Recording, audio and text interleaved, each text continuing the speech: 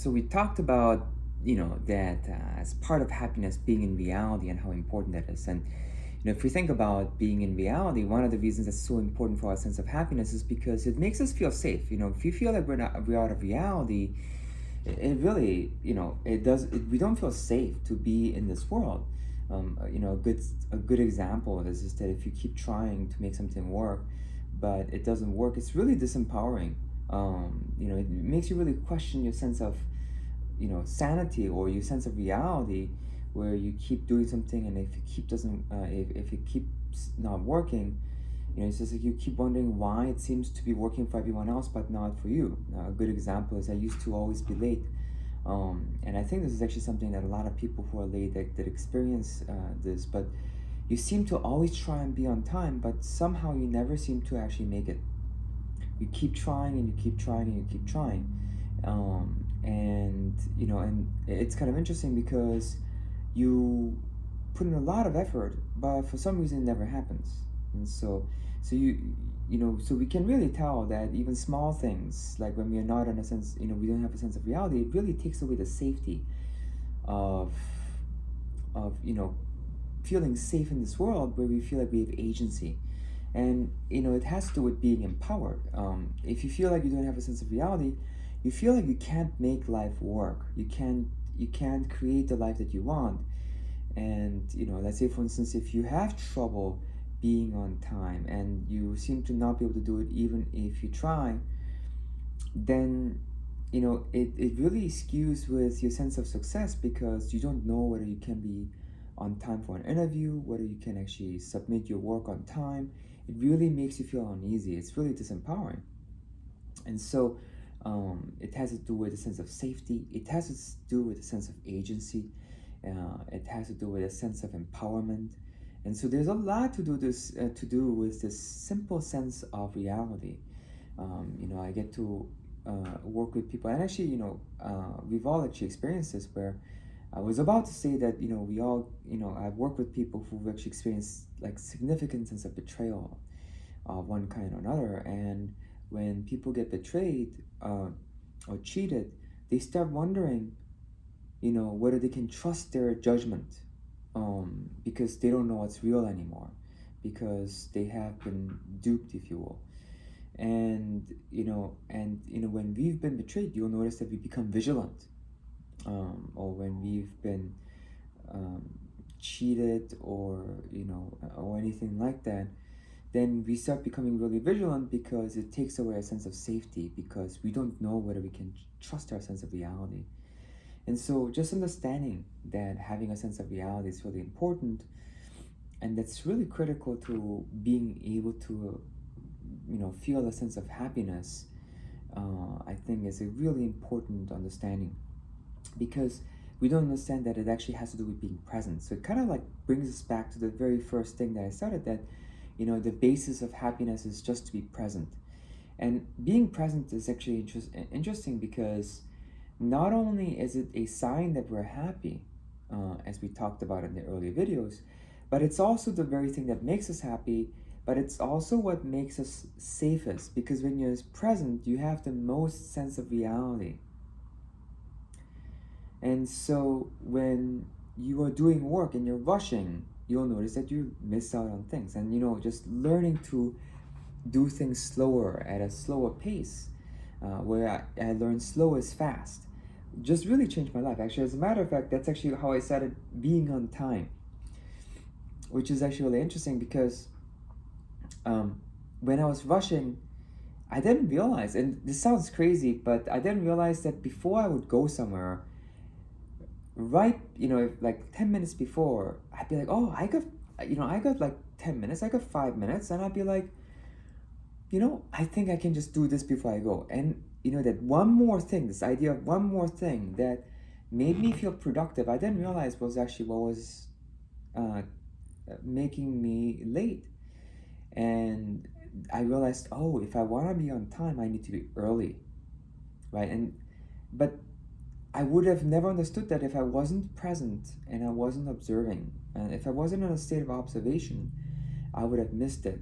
We don't realize, though, that if you want to be in a state of observation, you need to go slow enough where you can be present, where you can be in a state of observation.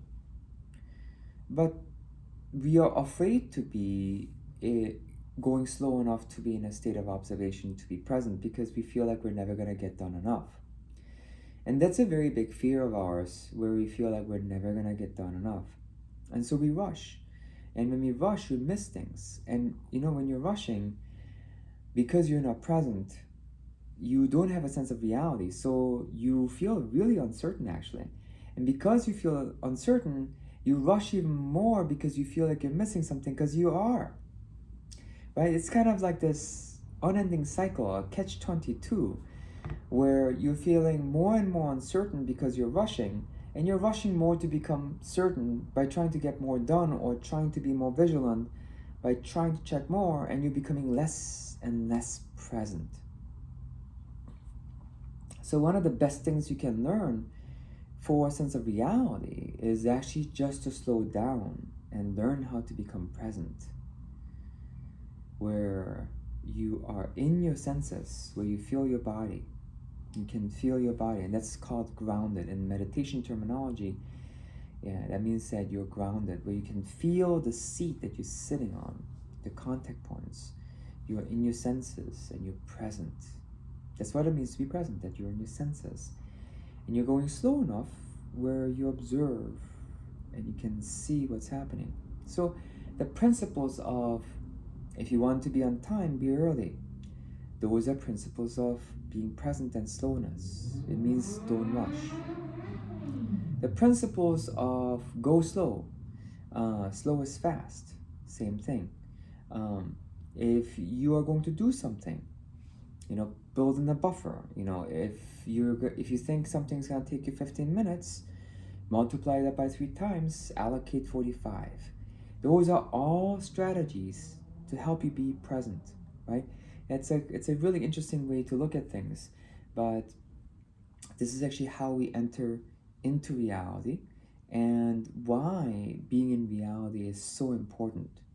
And hopefully this kind of brought in more in terms of just understanding how reality is tied to happiness, and how being present is tied to happiness and reality.